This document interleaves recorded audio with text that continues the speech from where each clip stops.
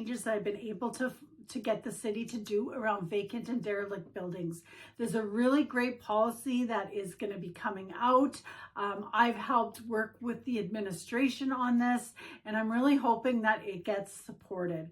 As you know, we have lots of vacant and derelict buildings, and we need to make sure that they get reused, that people aren't having vacant and derelict buildings, and it's a struggle, and there's lots of different reasons why they sit vacant and derelict. So we're looking at what we can do as a city. We can't ban them outright, but there are things that we can do within our jurisdiction to help control the issue around vacant and derelict buildings.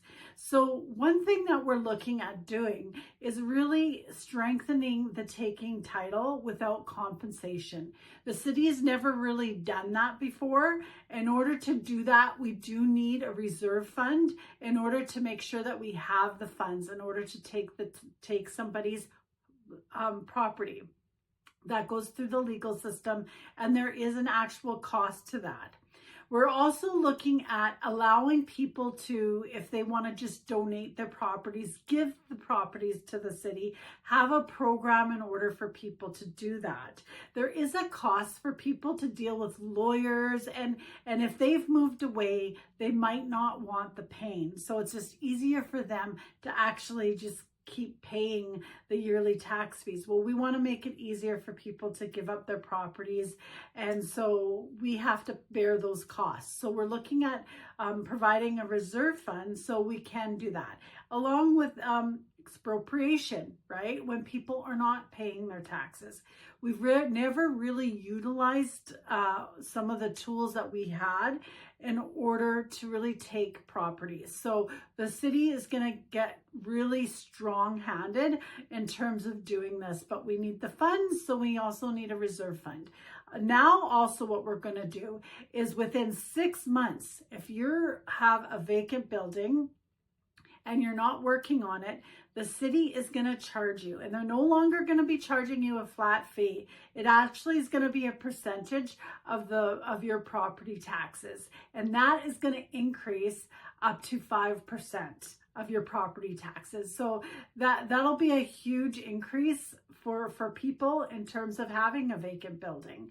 So we really want to encourage people not to have them and to reinvest in their properties or to sell their properties. That is the goal. Another thing that the city is looking at is piloting in William White area, where they have a whole slew of vacant buildings, and a lot of them in one block.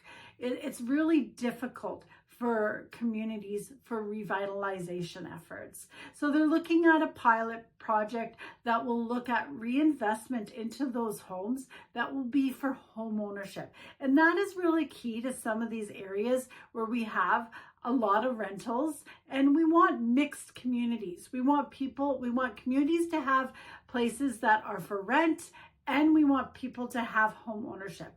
That is the key to successful communities. So in some of the areas that we have, we need to reinvest in those communities, and we need some home ownership in order to make that happen.